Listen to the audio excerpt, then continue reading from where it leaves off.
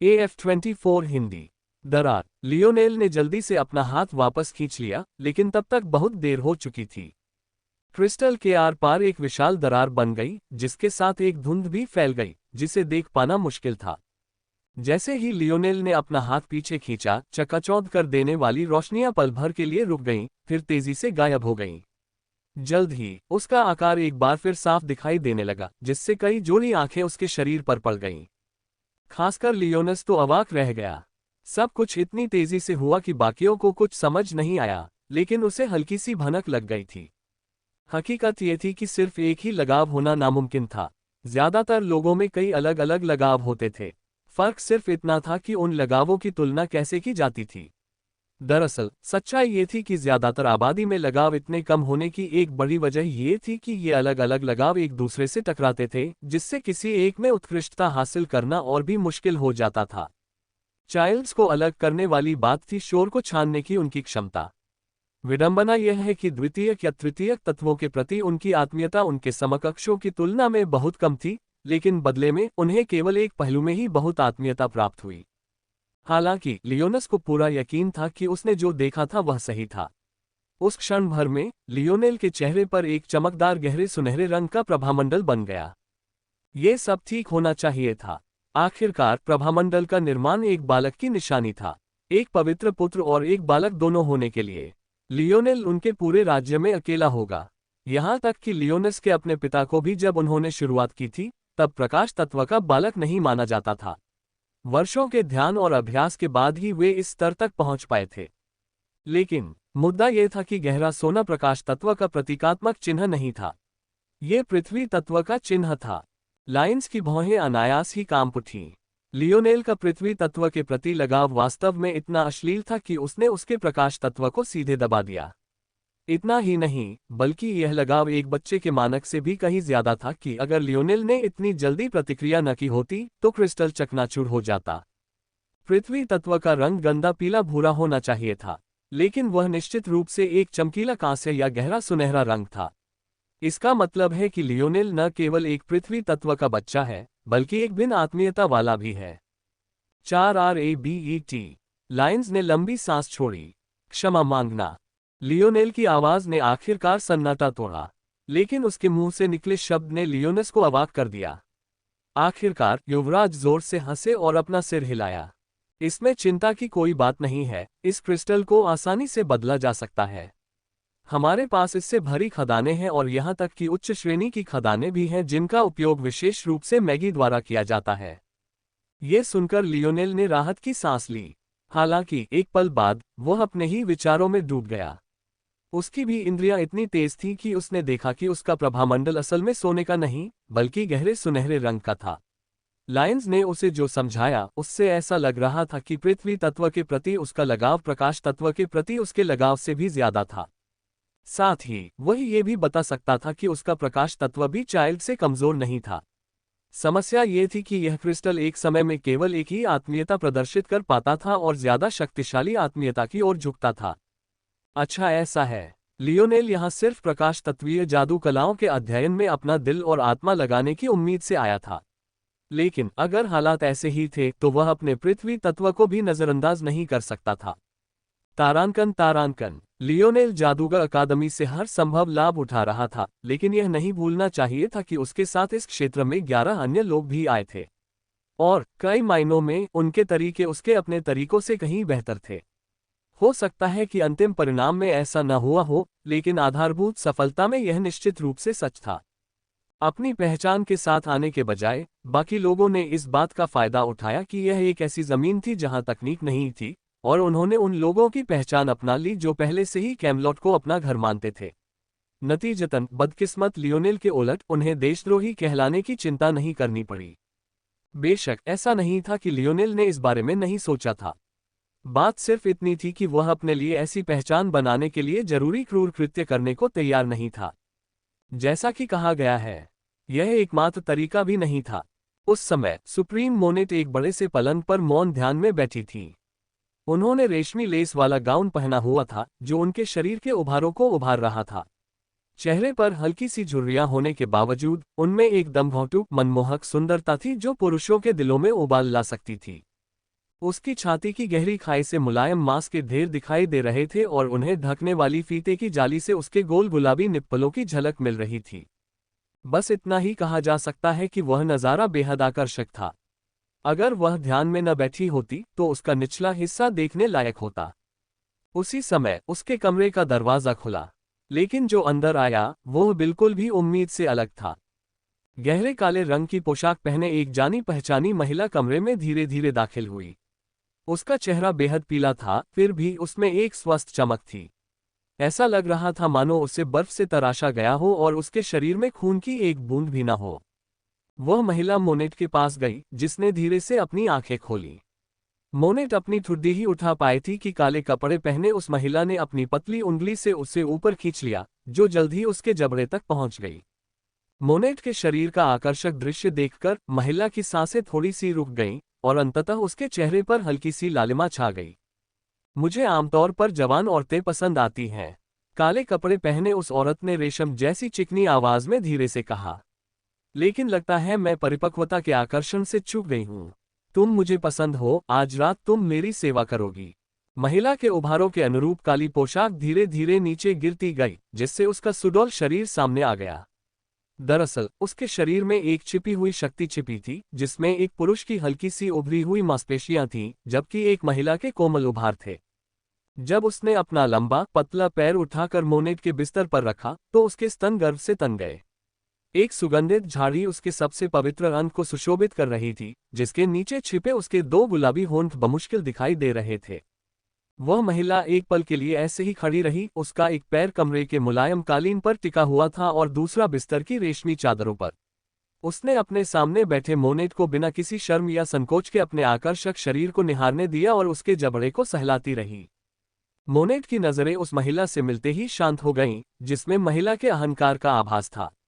लेकिन ऐसा लग रहा था कि इससे महिला उन्हें और ज्यादा चाहने लगी। फिर, मानो अब और इंतजार न कर सकती हो, उसकी पतली उंगलियों ने मोनेट की ठुड्डी को छूना बंद कर दिया और उसे धीरे से पकड़ लिया। मोनेट का सिर अपनी टांगों के बीच खींचते हुए उस औरत के रसीले होठों से एक हल्की सी कराह निकली। महिला ने मोनेट के सिर के पीछे हाथ रखा, आनंद में डूब गई। उसकी आंखें बंद हो गईं और उसका सिर ऊपर की ओर झुक गया। हल्की लयबद्ध सांसें उसकी छाती को ऊपर नीचे कर रही थीं। कोई भी यह कभी नहीं सोच सकता था कि मोनेट जिस महिला की सेवा अपनी जीभ से कर रहा था, वह महान दानव भगवान मोड्रेड थी। लियोनेल को, जाहिर है, इस पौराणिक भूमि पर क्या हो रहा है, इसका जरा भी अंदाजा नहीं था। अगर होता तो उसके पास पूछने के लिए कई सवाल होते, लेकिन इस वक्त उसे बस अपने सामने मौजूद जादुई कलाओं की चिंता थी। लाइन्स, थेबुल और मैरी बहुत पहले ही टावर पर चढ़ चुके थे, लेकिन चूंकि वह अभी भी 1 स्टार अप्रेंटिस जादूगर था, इसलिए जाहिर है कि वह पहली मंजिल पर ही रहेगा। यह उतना बुरा भी नहीं था जितना सुनने में लग रहा था। चूंकि साल के इस समय में केवल बच्चे या सैन्य कौशल वाले युवा ही जादूगर कला टावर में प्रवेश कर सकते थे, इसलिए शुरुआत में टावर में बहुत कम लोग थे। और जो लोग प्रवेश कर सकते थे, उनमें से कितनों को पहली मंजिल से कला की जरूरत होगी। इस वजह से लियोनेल बिल्कुल अकेला था। दरअसल अगर वह 5वीं मंजिल पर भी चढ़ जाता तो भी वह शायद बिल्कुल अकेला होता। फर्श को 9 क्षेत्रों में विभाजित किया गया था। वायु, जल, अग्नि, पृथ्वी, बिजली, लकड़ी, प्रकाश, सहायक और मानसिक जादू कलाओं के लिए एक क्षेत्र। 4 मुख्य तत्वों के अलावा बिजली और लकड़ी भी कैमलॉट के लंबे इतिहास में दिखाई देने वाले अनोखे रूप थे। ये अन्य तत्वों की तुलना में भी काफी दुर्लभ थे। केवल प्रकाश तत्व ही उससे भी दुर्लभ था। जहां तक मानसिक जादू की कलाओं का सवाल है, उनका इस्तेमाल कोई भी कर सकता था। कुछ जादूगर ऐसे भी थे जिनमें असाधारण रूप से उच्च आत्मिक दबाव क्षमता थी, लेकिन उनमें कोई खास आकर्षण नहीं था। ये जादूगर इस तरह के मानसिक जादू में माहिर थे। दरअसल लियोनेल ने सोचा था कि थेबुल और मैरी मानसिक जादूगर हैं। यही वजह है कि उनके वस्त्रों पर कोई कढ़ाई नहीं थी। सहायक भाग कोई भी सीख सकता था। ये मूल जादू थे जो सभी जादूगरों को अपने पास रखने चाहिए। उदाहरण के लिए एलिस और एलियाड दोनों ही अपनी छड़ियों से ही शूरवीरों की तलवारों का सामना कर पाते थे। ऐसा इसलिए नहीं था क्योंकि उनकी छड़ियां, या जिसे कैमलॉट के लोग आध्यात्मिक लकड़ी कहते थे, इतनी मजबूत थीं या उनकी ताकत इतनी ज्यादा थी, बल्कि ऐसा प्रतिकर्षित करना या मजबूत करना या कठोर करना जैसे सहायक जादू की वजह से था। बेशक पहली मंजिल पर मौजूद सहायक जादू इतना कमजोर था कि वे मौजूदा लियोनेल की मदद नहीं कर सकते थे। लेकिन इसका मतलब यह नहीं था कि यह हमेशा सच होगा। 9 क्षेत्रों में विभिन्न मंच थे। प्रत्येक मंच पर एक क्रिस्टल बॉल रखी थी। ये क्रिस्टल बॉल ही जादुई कलाओं को धारण करने वाले माध्यम थे। हालांकि उन तक पहुंचना इतना आसान नहीं था। किसी क्षेत्र में प्रवेश करने के लिए एक निश्चित स्तर की आत्मीयता की आवश्यकता होती है, अन्यथा उसे केवल एक ऐसी बाधा मिलेगी जिसे पार करना असंभव होगा। बेशक लियोनेल को पहली मंजिल पर चिंता करने की कोई बात नहीं थी। वह बहुत उत्सुकता से सीधे लाइट क्षेत्र में चला गया। हालांकि पहली मंजिल पर कम कठिनाई के कारण किसी भी मंजिल की तुलना में सबसे ज्यादा कलाएं होनी चाहिए थीं, फिर भी लाइट क्षेत्र में सबसे कम पोडियम थे, लगभग 40। लियोनेल ने सबसे नजदीक वाला चुना। उस पर कोई दबाव नहीं था, इसलिए उसे लगा कि वह थोड़ा समय ले सकता है। उसके आत्मिक दबाव ने मंच के चारों ओर की दीवार को आसानी से तोड़ दिया। जल्द ही उसकी आंतरिक दृष्टि क्रिस्टल की दुनिया में प्रवेश कर गई और उसके मन में एक जादुई कला प्रतिबिंबित हो गई। चमक। लियोनेल अपनी हंसी रोक नहीं पाया। ये जादुई कला बिल्कुल वैसी ही थी जैसी सुनाई दे रही थी। इसका इस्तेमाल किसी और काम के लिए नहीं बल्कि रास्ता रोशन करने के लिए किया जाता था। किसने सोचा होगा कि शक्तिशाली प्रकाश तत्व का भी ऐसा दिन होगा। सपना साकार करें। लियोनेल का आभामंडल बढ़ गया, उसकी आत्मा क्षीण हो गई क्योंकि उसने जादुई कला को अपने मन में अंकित कर लिया था। 47 सेकंड। लियोनेल ने सिर हिलाया। उसे अपने स्वप्नलोक में जादुई कला को पूरी तरह उकेरने में 1 मिनट से भी कम समय लगा। उसका मन क्रिस्टल बॉल से हट गया। एक विचार के साथ उसका आत्मिक दबाव एक बार फिर बढ़ गया और उसके हाथ की हथेली पर जम गया। पलक झपकते ही हवा का एक झोंका आया। उसके शांत होने के बाद लियोनेल की हथेली पर एक चमकदार प्रभामंडल बन गया, जिससे वह मुस्कुरा उठा। अगर कोई और यहाँ होता तो उसे इतना झटका लगता कि उसके मुंह में बेसबॉल आ जाता। कुल मिलाकर लियोनेल को अपनी पहली जादुई कला सीखने और उसे जादू से जगाने में 1 मिनट से ज्यादा समय नहीं लगा। इतनी तेजी तो मानो राक्षसी होने की हद तक अश्लील थी। ये जानना जरूरी था कि एक जादूगर आमतौर पर किसी एक जादुई कला का जादू करने से पहले कई दिनों तक उस पर ध्यान करता है, और फिर भी उसे अपने आत्मिक दबाव को केंद्रित करने के लिए आध्यात्मिक लकड़ी की जरूरत होती थी। मानो ये सब काफी बुरा न हो, पहली कोशिश में इसे पूरा करने में कई सेकंड लगते थे। लगातार अभ्यास के बाद ही इसमें धीरे धीरे समय कम होता गया, लेकिन फिर भी ये निश्चित रूप से लियोनेल जितना तेज नहीं होना चाहिए था। हालांकि लियोनेल की क्षमता जादूगरों की दुनिया के लिए बहुत ही उत्तम थी। अपनी स्वप्न मूर्ति कला की क्षमता से वह कुछ ही मिनटों में कोई जादुई कला याद कर सकता था, और चूंकि वह उसके मन में एक परिपूर्ण अपरिवर्तनीय स्मृति थी, इसलिए वह उसे याद करने में कभी गलती नहीं करता था। परिणामस्वरूप उसे अपने आध्यात्मिक दबाव को केंद्रित रखने के लिए आध्यात्मिक लकड़ी की आवश्यकता नहीं थी। अगर उसके पास अपनी एक छड़ी होती तो ये बाघ के पंख लगाने जैसा होता। लेकिन लियोनेल का छड़ी चलाने का कोई इरादा नहीं था। वह भाला चलाते हुए भाला चलाने की क्षमता चाहता था, उसके पास छड़ी के लिए हाथ ही नहीं थे। लियोनेल की यह बढ़त और बढ़ेगी।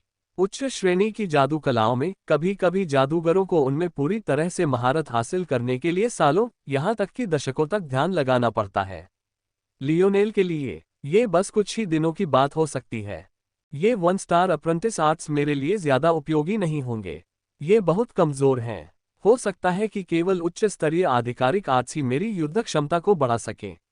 लेकिन बेहतर होगा कि मैं इन सभी को अपने ड्रीमस्केप में ड्रीम स्कल्प्ट करूं, शायद ऐसा करने पर मैं कुछ उपयोगी निष्कर्ष निकाल सकूं। लियोनेल ने एक और क्रिस्टल बॉल उठाए और कड़वी मुस्कान दी। मल्टी शाइन। लियोनेल अवाक रह गया। ऐसा तो नहीं हो सकता कि ये सारी जादुई कलाएं उसे एक शानदार बल्ब में बदलना चाहती हो, है ना? हवा का एक झोंका फिर लियोनेल की ओर बढ़ा। इस बार उसका शरीर प्रकाश के कई प्रभामंडलों से घिरा हुआ था। एकाग्र रूप में दिखाई देने के बजाय वे उसके शरीर के चारों ओर जुगनुओं की तरह उड़ रहे थे। लियोनेल ने अपना सिर हिलाया। उसने अभी अपना फैसला सुरक्षित रखने का फैसला किया। आखिरकार उसे इस बात का सटीक अंदाजा नहीं था कि 1 स्टार अप्रेंटिस आर्ट्स क्या कर सकता है। सिर्फ 2 मंत्रों के लिए लाइट एलिमेंट का सबसे बुरा हाल मान लेना थोड़ा मूर्खतापूर्ण था। इसके अलावा ये कलाएं बिल्कुल बेकार नहीं थीं। अगर ये माया मकबरे में होती तो कुछ चीजें आसान हो सकती थीं। चूंकि उसे पहले ही पता चल चुका था कि उसकी आंतरिक दृष्टि पूर्ण नहीं है, इसलिए वह जानता था कि हमेशा कुछ ऐसी चीजें होंगी जिनके लिए वह केवल अपनी आंखों पर ही निर्भर रह सकता है। लियोनेल का काम समाप्त होने के बाद वह तीसरे क्रिस्टल बॉल की ओर बढ़ा तथा उसके सुरक्षात्मक आवरण को भी उतनी ही आसानी से तोड़ दिया। उद्धरण चिन्ह अल्पविराम उद्धरण चिन्ह। लियोनेल ने अपने हाथ में जादू की कला को काफी देर तक देखा, फिर एक बार फिर आह भरी। चमकती आंखें। यह एक जादुई कला थी जो प्रकाश तत्व को किसी की आंखों की ओर आकर्षित करने में सक्षम थी, जिससे उन्हें रात में देखने की क्षमता मिलती थी। इस समय लियोनेल को समझ नहीं आ रहा था कि क्या कहे। ऐसा तो नहीं हो सकता कि प्रकाश तत्व की सभी जादुई कलाएं अंधेरे में देखने से जुड़ी हो, है ना? लियोनेल ड्रीम ने ड्रीम आर्ट को मूर्त रूप दिया और चौथे, पांचवें और छठे पर चले गए। आखिरकार वह 30 से अधिक से गुजर चुके थे। इस समय उसे लगा कि स्थिति बहुत ही हास्यास्पद है। अगर उसने शाइन नाम वाली एक और जादुई कला देखी तो वह पागल हो जाएगा। चाहे वह किसी भी प्रकाश जादुई कला को देखता, वे सभी चमक से जुड़ी थीं। प्रकाश के प्रभामंडल बनाना, खुद को रात्रि दृष्टि प्रदान करना, वस्तुओं में लंबे समय तक चमक बनाए रखना, यहाँ तक कि दो वस्तुओं को चमक से जोड़ने का एक मंत्र भी था। जब ये दो वस्तुएं पास होती तो वे चमकती नहीं थीं, लेकिन अगर वे बहुत दूर हो जाती तो वे चमकने लगती, जिससे आप दूसरी को ढूंढ सकते थे। लियोनेल ने क्रिस्टल बॉल नीचे रख दी, उसके चेहरे पर असहाय भाव था। 4RABET। यह मूलतः खोई हुई चाबियां ढूंढने का एक मंत्र है। अविश्वसनीय। लियोनेल अपनी मानसिक स्थिति को पुनः समायोजित करते हुए अंतिम 4 जादुई कलाओं की ओर बढ़ा। यह तो बस पहला स्तर था। उसे विश्वास नहीं था कि अगर कैमलॉट में प्रकाश तत्व की इतनी पूजा होती तो वहां उसकी इतनी पूजा होती। इसके अलावा इन जादुई कलाओं में कुछ अनोखापन भी था। हालांकि इन सभी के काम एक जैसे थे, फिर भी ये सभी अनोखे तरीके से काम करती थीं। यहाँ निश्चित रूप से एक सबक सीखने को था, जिसने लियोनेल को ये देखने के लिए और भी उत्सुक कर दिया कि बाकी कलाएं क्या कर सकती हैं। ओह! लियोनेल की भौहें सुखद आश्चर्य से उठ गईं। अब जब उसने इस बारे में सोचा तो पाया कि जैसे जैसे वह इस क्षेत्र में आगे बढ़ता गया, उसकी आत्मा पर दबाव बढ़ता गया। और हालांकि बदलाव छोटा था, लेकिन सुरक्षात्मक आवरण भी मजबूत होते जा रहे थे। तार्किक रूप से इसका मतलब था कि इस क्षेत्र में जो कुछ बचा था, वह इस पहली मंजिल की सबसे शक्तिशाली प्रकाश जादू कलाएं थीं। और उन्होंने निराश नहीं किया। चमक। एक बार फिर यह एक चमकदार प्रकाश जादू कला थी, हालांकि यह दूसरों की तुलना में अलग थी। अगर इसे युद्ध में इस्तेमाल किया जाए तो यह सचमुच काम कर सकती है। तो यह ऐसा ही है। यदि एक प्रशिक्षु काम करता है और अंततः अन्य सभी से गुजरने के बाद यहां तक पहुंचता है, तो यह इसके लिए एक आदर्श आधार तैयार करता है। फ्लैश ने प्रकाश तत्व को एक छोटी सी चमक में केंद्रित कर दिया, जिससे प्रतिद्वंद्वी अस्थायी रूप से अंधा हो गया। अपनी वर्तमान शक्ति के बावजूद लियोनेल को युद्ध में इसका उपयोग करने में कोई आपत्ति नहीं होगी। लियोनेल अगले स्थान पर चले गए। Light screen. लियोनेल मुस्कुराया। अब उसे यह सोचकर थोड़ा बुरा लग रहा था कि ये सारी कलाएं बेकार होंगी। इस जोन में पहुंचने के लिए उसे उस छोटी बच्ची की क्षमता से जूझना पड़ा। लेकिन उस समय उसने ज्यादा से ज्यादा प्रकाश तत्व बल उत्सर्जित करने में ही बहुत सारा बल बर्बाद कर दिया था। हालांकि यदि उस समय उसके पास लाइट स्क्रीन होती तो उसके बल की खपत नगण्य होती। आखिरी दो जादुई कलाएं फ्लैश बैंग और फ्लैश एरो थीं। पहली वाली प्रकाश को केंद्रित कर सकती थी और उसे टाइमर पर विस्फोटित कर सकती थी। इसमें उस खोई हुई चाबी डिटेक्टर की अवधारणाओं का इस्तेमाल किया गया था, जिसका आर्ट लियोनेल मजाक उड़ा रहा था। दूसरी वाली फ्लैश एरो लियोनेल द्वारा खोजा गया पहला वास्तविक आक्रामक आर्ट था। फ्लैश एरो का आक्रामक प्रभाव लगभग नगण्य था। इसकी ताकत सचमुच मच्छर के काटने जितनी थी। लेकिन विवरण के अनुसार अगर इसे दुश्मन की आंखों में निशाना बनाया जाए तो स्थिति के अनुसार इसका अंधा करने वाला प्रभाव कई मिनट तक रह सकता था। इसमें कोई आश्चर्य की बात नहीं है कि इसके प्रभाव शाइनिंग आइज की अवधारणाओं पर आधारित थे। लियोनेल काफी देर तक प्रकाश क्षेत्र में खड़ा रहा। उसकी मनस्थिति एक प्रकार के ज्ञानोदय की ओर जा रही थी। उसके स्वप्नलोक में बिजली की चमक दौड़ गई और उसके चेहरे पर हल्की मुस्कान आ गई। भले ही यह जादू प्रणाली मेरे लिए केवल तीसरे आयाम तक ही उपयोगी है, लेकिन इसने मुझे वास्तव में कुछ मूल्यवान सिखाया है। लियोनेल ने गहरी सांस ली और अपने धड़कते दिल को शांत किया। हर जटिल चीज सरल पर ही टिकी होती थी। यहाँ तक कि सबसे जटिल जादू कलाएं भी इन दयनीय 1 स्टार अप्रेंटिस कलाओं से ही अवधारणाएं खींचती थीं। यह एक ऐसी अवधारणा थी जो सिर्फ जादू कलाओं से आगे तक फैली हुई थी। क्या किसी भी चीज का इस तरह वर्णन नहीं किया जा सकता। लियोनेल की वर्तमान पृथ्वी को तीसरे आयाम की सर्वोच्च तकनीकी क्षमता वाला माना जा सकता है, लेकिन ये सब अतीत के नायकों के दम पर निर्मित है। हाई स्कूल के छात्र के रूप में वह जो कुछ सीख रहा था, वह ऐसी अवधारणाएं थी जिन्हें समझने के लिए अतीत के कुछ सबसे बुद्धिमान पुरुषों और महिलाओं ने अपना जीवन लगा दिया था। उसे ये अवधारणाएं बेहद कमजोर और सरल लगती थीं, बिल्कुल इन चमकदार जादुई कलाओं की तरह। हालांकि उनके लिए ये एक कष्टों और परेशानियों से भरी जिंदगी थी, ताकि उसके जैसे बच्चों के लिए इसे सहजता से स्वीकार कर लेना आसान हो जाए। लियोनेल ने एक बार फिर अपनी आंखें खोली, उनमें समझ और ज्ञान की झलक दिखाई दी। मैं आपको जोर से और स्पष्ट सुनता हूं। लियोनेल ने अपने स्वप्न दृश्य को पुनर्व्यवस्थित करना शुरू किया। पिरामिड की तरह उसने सबसे कम जटिल चीजों को सबसे नीचे रखा और एक ठोस नींव तैयार की। फिर उसने बढ़ती जटिलता वाली चीजों को सबसे ऊपर रखा। जब उनका काम पूरा हो गया तो उन्होंने महसूस किया कि उनका स्वप्न दृश्य अधिक सुचारू रूप से प्रवाहित हो रहा था, यहाँ तक कि यादृच्छिक सिनेप्स भी अधिक बार घटित हो रहे थे और इसके साथ ही बनने वाली शाखाओं की औसत संख्या भी बढ़ गई थी। लियोनेल की आंखें उत्सुकता से चमक उठीं।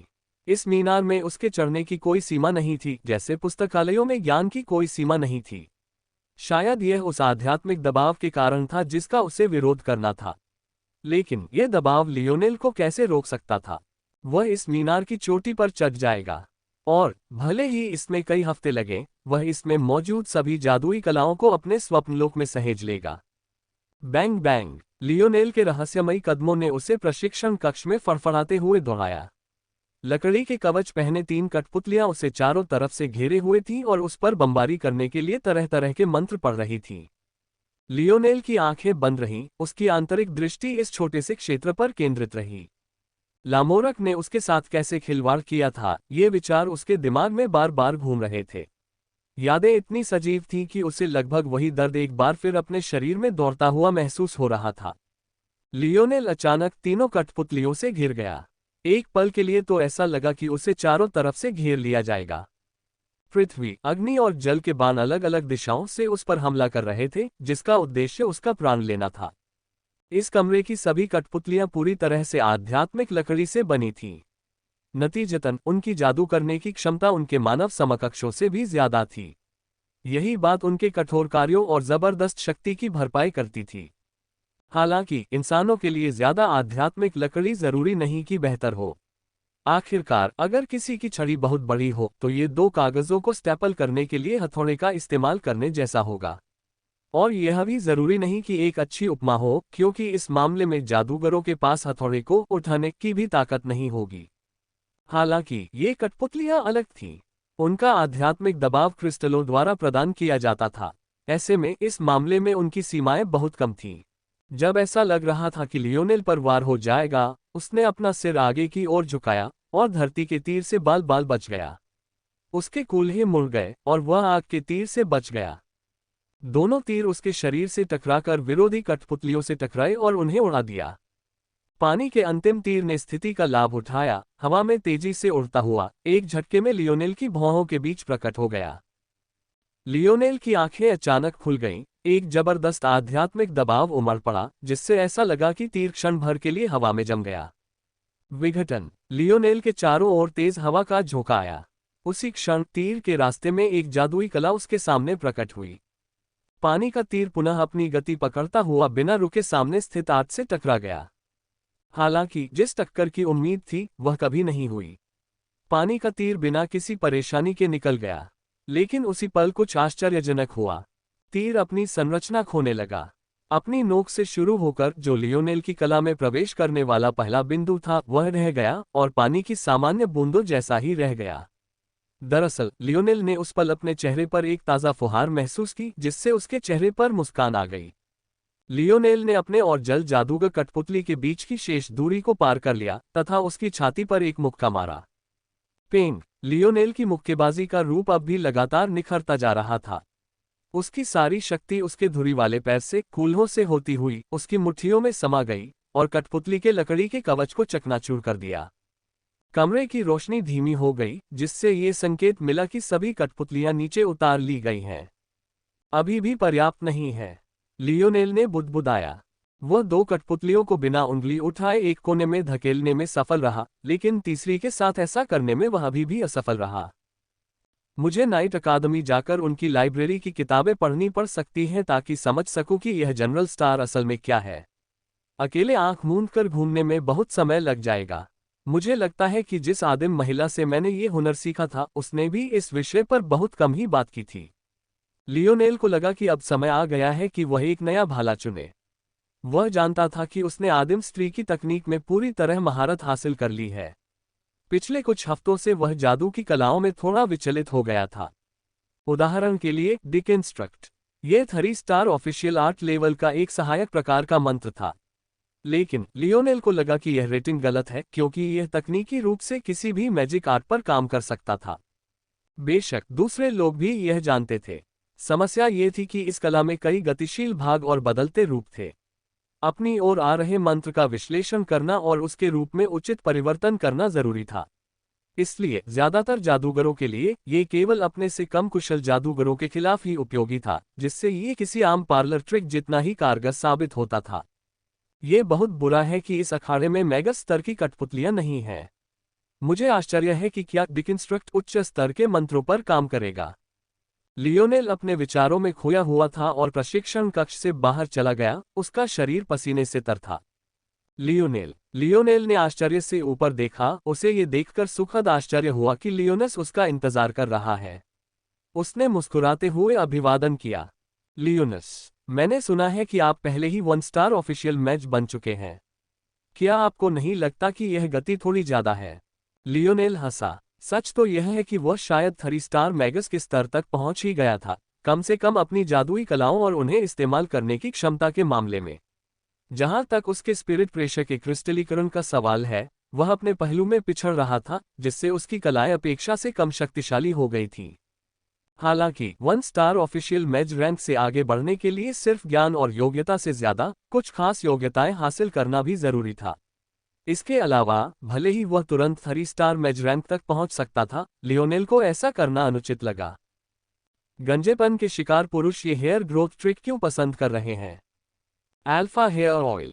एक तो उनके देशद्रोही होने की बात पर अभी भी दूसरे लोग गौर कर रहे होंगे। हालांकि एक पवित्र पुत्र के रूप में उनकी स्थिति आम लोगों और शायद कुछ उच्च धार्मिक तबकों को भी अंधा करने के लिए पर्याप्त थी, फिर भी कुछ लोग ऐसे भी थे जो इसे ज्यादा गंभीरता से नहीं लेंगे। बेशक लियोनेल अभी भी 3 स्टार ऑफिशियल मैच के स्तर तक पहुंचना चाहता था। लाइब्रेरी में मौजूद सारी जानकारी पढ़ने का यही एकमात्र तरीका था। हालांकि उसे ये थोड़ा अजीब लगा कि वह उनकी सारी तकनीकों को तो देख सकता था, लेकिन उनका सारा ज्ञान नहीं पढ़ सकता था। लेकिन लियोनेल को लगा कि आखिरकार यह बात सही थी।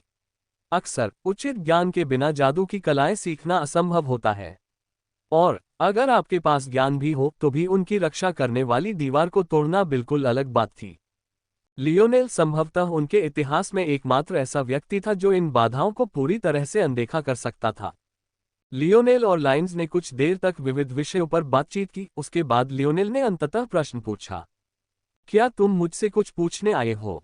उसने पूछा। हाँ, मैं तो भूल ही गया था। चच कुछ समय से तुम्हारी स्थिति के बारे में पूछ रहा है। इससे पहले कि ये बूढ़े पागल हो जाएं, बेहतर होगा कि तुम जाकर देख लो। मैं तुम्हें ले चलता हूँ। ओह, लियोनेल की भौहें ऊपर उठ गईं। क्या मुझे कुछ करना है? लियोनस को एहसास हुआ कि लियोनेल को शायद इन बातों का पता नहीं था।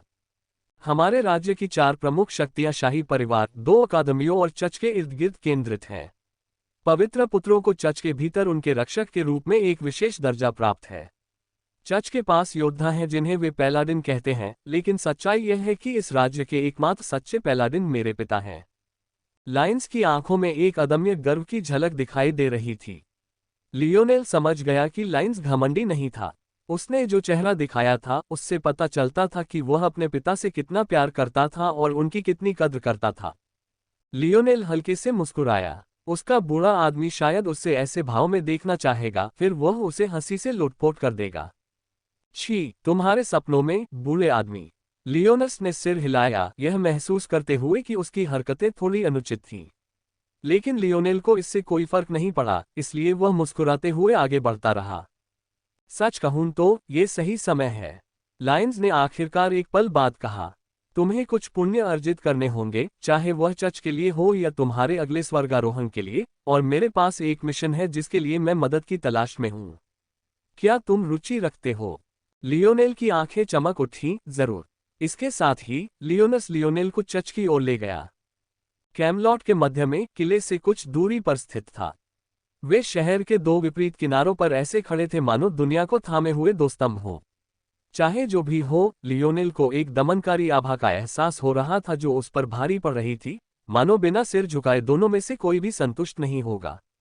ये सच था कि लियोनेल ऐसे माहौल में नहीं पला बढ़ा था जहां झुकने पर जोर दिया जाता था, लेकिन उसे किसी भी चीज के लिए मजबूर होना पसंद नहीं था। इस दबाव में उसने अनजाने में अपनी पीठ सीधी कर ली और उसके कंधे चौड़े हो गए। लियोनेल की प्रतिक्रिया देखकर लियोनस की पलकें हल्की सी झपकीं, लेकिन एक हल्की सी मुस्कान के अलावा उसने और कुछ नहीं कहा। फाटक पर महसूस किए गए उत्पीड़न के कारण लियोनेल ने अवचेतन रूप से यह सोचा था कि वह किसी युद्ध क्षेत्र में प्रवेश कर जाएगा, लेकिन उसने कभी यह नहीं सोचा था कि 1 घंटे के बाद भी कोई भी उसे और लियोनस को लेने नहीं आया था। लियोनेल को समझ नहीं आ रहा था कि इस बात पर क्या प्रतिक्रिया दे। क्या वह पवित्र पुत्र नहीं था? क्या वह इस राज्य में इस उपाधि वाले केवल 4 लोगों में से एक नहीं था? अचानक उसके साथ ऐसा व्यवहार क्यों किया जा रहा था? लियोनेल ने अपने बगल में बैठे लियोनस की तरफ देखा, लेकिन उसकी आंखें हल्की सी बंद थीं और उसकी कोई खास प्रतिक्रिया नहीं दिख रही थी। लियोनेल हक्का बक्का रह गया। क्राउन प्रिंस होने के बावजूद उसे इस बात से कोई असहजता महसूस नहीं हुई। जिस प्रतीक्षालय में दोनों पवित्र पुत्र बैठे थे, उसे शायद ही ऐसा कहा जा सकता था। दीवारें पॉलिश किए हुए पत्थरों से सजी हुई थीं, लकड़ी के फर्नीचर से प्रकृति की सुखद सुगंध आ रही थी, और उनके सामने रखी चाय, हालांकि अब तक ठंडी हो चुकी थी, काफी अच्छी थी। बेशक ये सिर्फ लियोनेल के अनुमान थे। उसे चाय के बारे में कुछ भी नहीं पता था। वह शायद अपनी दोनों उंगलियों पर गिन सकता था कि उसने कितनी बार बिना किसी परेशानी के चाय पी थी। उसे बस इतना पता था कि उसके गले से नीचे उतरते हुए चाय काफी मुलायम लगती थी और उसमें हल्की सी मिठास थी, हालांकि उसने चीनी का इस्तेमाल नहीं किया था। अंत में चूंकि लाइन्स ने कुछ नहीं कहा, इसलिए लियोनेल ने भी कुछ नहीं कहा। लेकिन उसके मन में पहले से ही असंतोष था। उसके लिए ये बात मायने नहीं रखती थी कि वह पवित्र पुत्र है या नहीं। उसे बस लगा कि यह सम्मान की कमी है। प्रतिदिन 26,000 रुपये तक कमाने का एक आसान तरीका, BTCI। बचपन से ही उनके पिता ने इन दो बातों को, सम्मान और दृढ़ता, उनके मन में गहराई से बिठा दिया था। जब किसी में इन दोनों बातों की कमी होती थी तो उनकी प्रतिक्रिया हमेशा बहुत खराब होती थी। हालांकि दृढ़ता की कमी वाले व्यक्ति को पहचानना थोड़ा मुश्किल था, लेकिन दृढ़ता की कमी वाले व्यक्ति की पहचान करना बहुत आसान था। किसी का समय बर्बाद करना शायद अनादर का सबसे बड़ा उदाहरण था। अगर कोई अचानक काम आ जाए या उनका आना अचानक हो जाए तो बात अलग थी।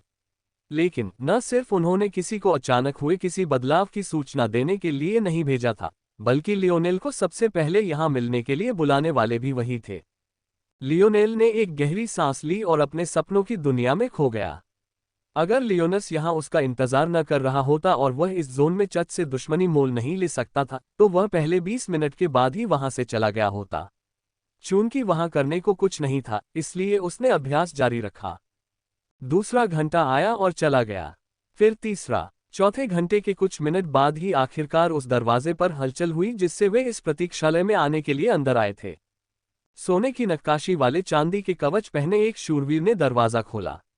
उसकी पीठ पर घुमावदार किनारों वाली एक बड़ी त्रिभुजाकार ढाल बंधी हुई थी और उसके माथे पर एक गौरवशाली प्रभामंडल लटका हुआ था।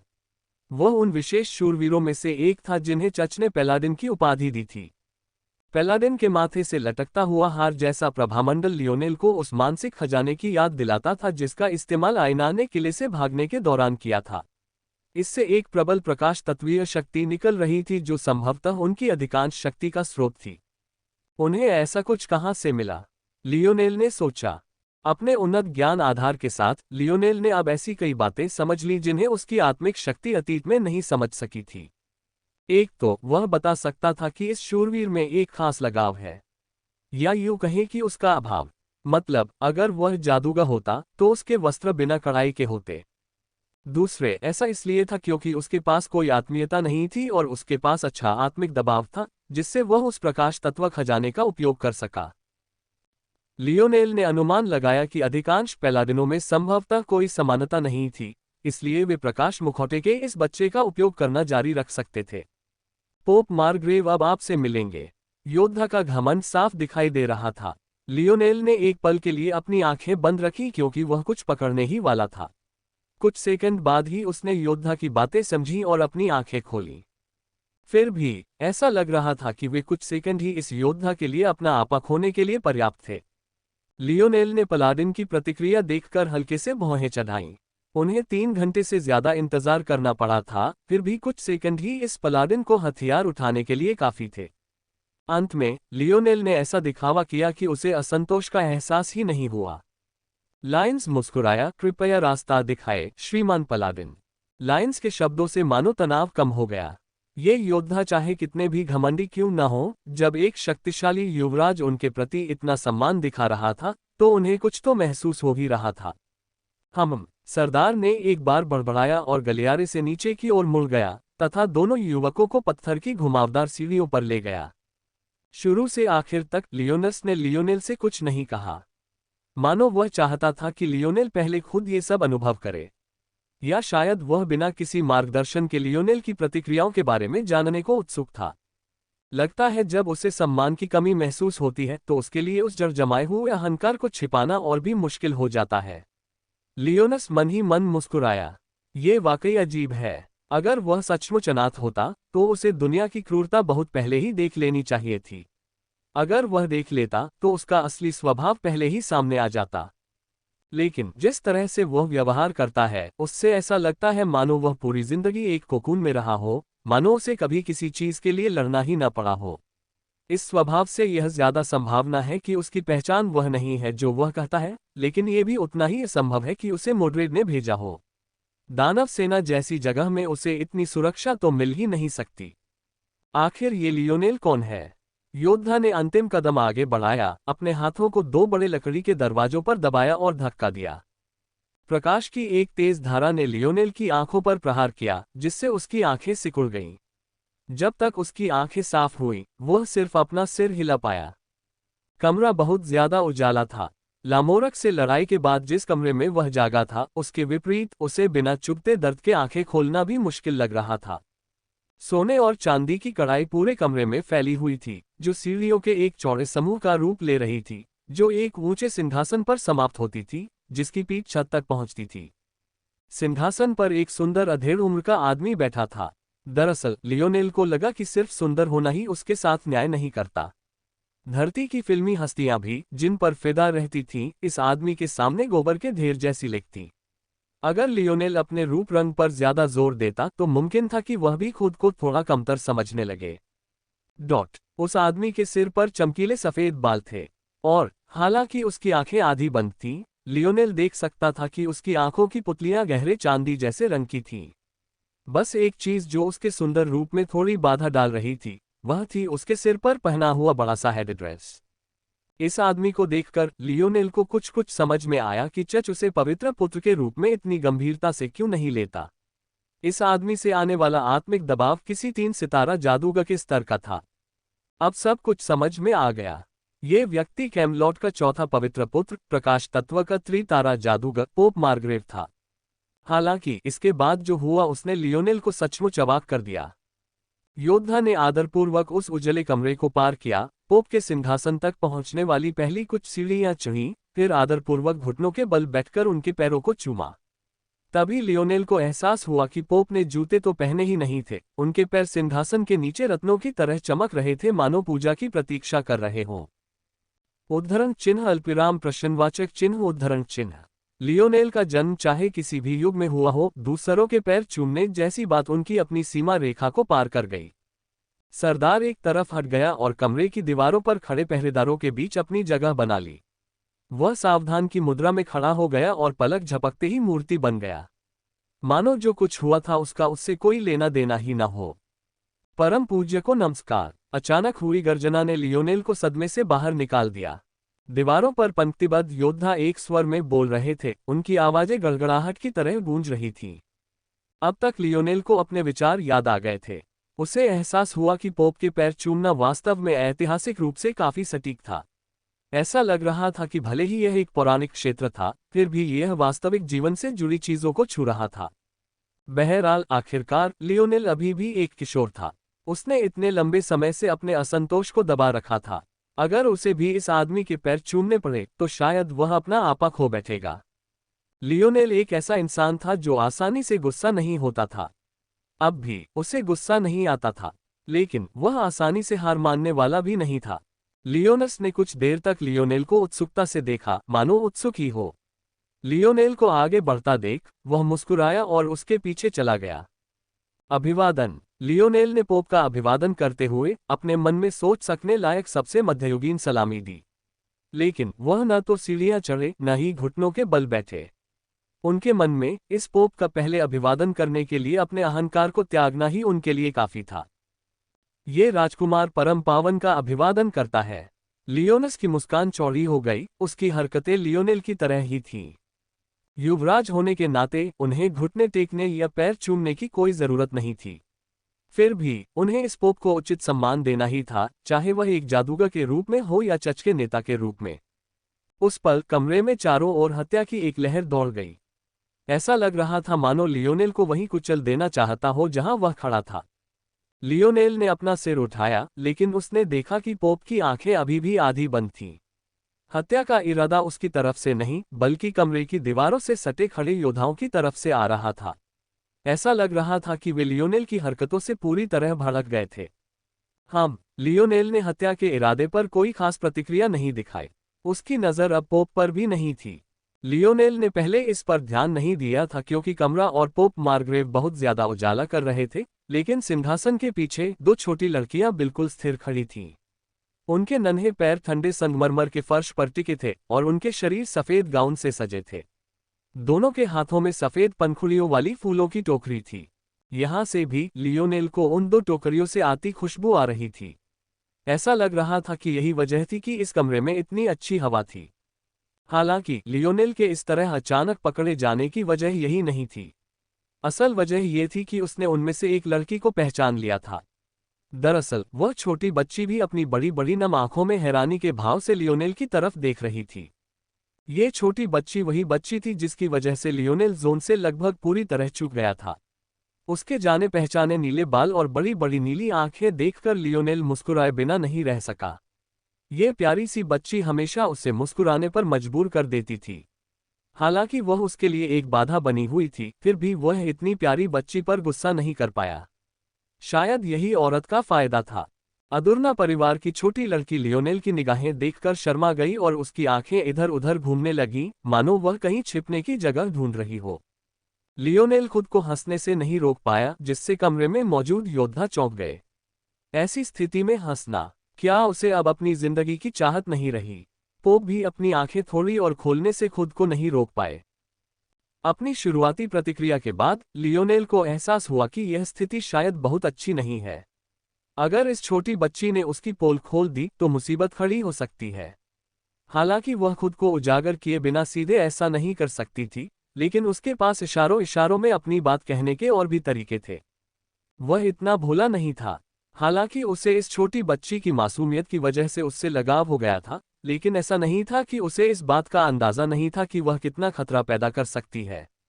आखिरकार लियोनेल ने इस बारे में चिंता न करने का फैसला किया। अब कुछ करने के लिए बहुत देर हो चुकी थी। वह बस सतर्क रह सकता था। लियोनेल, सही कहा। क्या आप एक पवित्र पुत्र के कर्तव्यों को जानते हैं? पोप आखिरकार बोले। अब तक सरदारों ने बारी से एक भी शब्द नहीं कहा था। ऐसा लग रहा था मानो उन्हें अपनी जगह पता हो और वे उससे एक कदम भी पीछे नहीं हटेंगे। मुझे नहीं मालूम परम पावन, कृपया सलाह दें। लियोनेल ने वर्तमान स्थिति पर पुनः ध्यान केंद्रित किया। राजपरिवार से बाहर एकमात्र पवित्र पुत्र होने के नाते चर्च के प्रति आपका कर्तव्य है। हालांकि एक सामान्य व्यक्ति होने के नाते आपको धर्म या विचारधारा की शिक्षा नहीं दी गई है। आप चर्च के एक कैनन के रूप में कॉन्वेंट में प्रवेश करेंगे। 12 साल सेवा करने के बाद आपको पादरी वर्ग में अपनी जगह बनाने का मौका मिलेगा। अगर आपका प्रदर्शन एक निश्चित मानक पर खरा उतरता है तो भविष्य में आपको पोप की भूमिका सौंपी जा सकती है।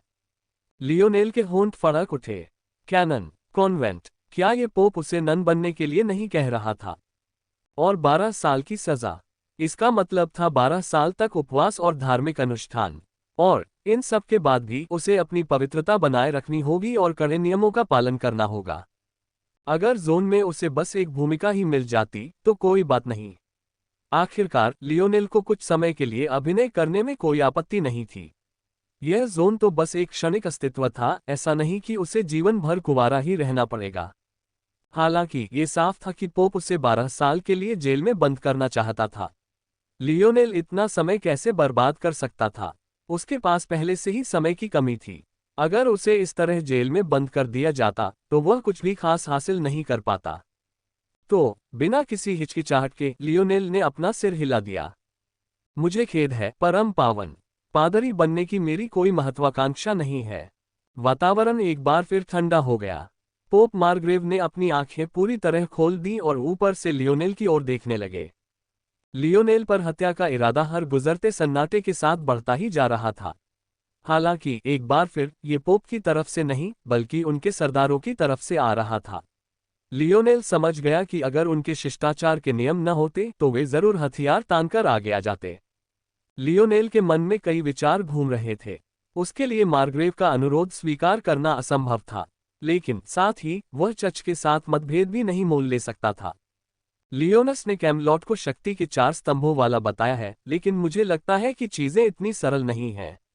ज्यादा संभावना यही है कि ऊपरी तौर पर 4 शक्तियां हों, लेकिन शूरवीर और जादूगर अकादमी शायद शाही परिवार और चर्च के मोहरे भर हैं। ये भी हो सकता है कि दोनों चर्च का विरोध करने के लिए शाही परिवार के मोहरे हों। लियोनेल की आंखें सिकुड़ गईं जब उसने यह विचार सोचा। ऐसा इसलिए था क्योंकि यह कोई ऐसा विचार नहीं था जो उसके मन में आया था। यह उसके स्वप्नलोक में एक सिनेप्स का परिणाम था। थोड़ी देर बाद लियोनेल को समझ में आया कि वह इस निष्कर्ष पर क्यों पहुंचा था। सबसे पहले लियोनस की प्रतिक्रिया तब हुई जब उसने पैलाडिन्स का जिक्र किया। लियोनेल को तब सिर्फ अपने पिता पर गर्व नहीं महसूस हुआ था, उस गर्व में दूसरे पैलाडिन्स के प्रति उसके तिरस्कार का भाव छिपा था। दूसरी बात, पोप के शब्दों से ऐसा लग रहा था कि लियोनेल की मौजूदा परिस्थितियां अस्वीकार्य थीं। हालांकि उन्होंने सीधे तौर पर यह नहीं कहा कि लियोनेल को जादूगर अकादमी छोड़नी होगी। लियोनेल को इस बात का हल्का फुल्का अंदाजा था कि यह बात मौन रूप से समझ ली जानी चाहिए। तीसरी बात, पोप के 3 सितारा जादूगर होने के बावजूद जादूगर अकादमी में इतने हफ्तों के बाद भी लियोनेल को चर्च का जरा भी असर महसूस नहीं हो रहा था। अब तक उसने लाइब्रेरी में जितनी किताबें पढ़ी थीं, उनकी गिनती तो उसे भूल ही गई थी, लेकिन उनमें से एक में भी धर्म, पोप या चर्च का जिक्र तक नहीं था। अच्छा ऐसा है? लियोनेल कड़वाहट से मुस्कुराया। ऐसा लग रहा था जैसे लियोनस ने लियोनेल को सत्ता संघर्ष के बीच में घसीट लिया हो। अब हालात ऐसे थे कि अभी भी कुछ संतुलन बना हुआ था। हालांकि कैमलॉट के 3 पवित्र पुत्रों में से 2 शाही परिवार के पक्ष में थे, फिर भी यह स्वीकार्य था। आखिरकार लाइन्स राजा आथा का पुत्र था। यह उचित ही था कि एक पुत्र अपने पिता के पदचिन्हों पर चले। लेकिन लियोनेल का क्या? अगर चौथा पवित्र पुत्र प्रकट हो जाए और फिर भी वह चर्च में शामिल न हो तो क्या होगा? इससे चर्च एक अजीब स्थिति में आ जाएगा।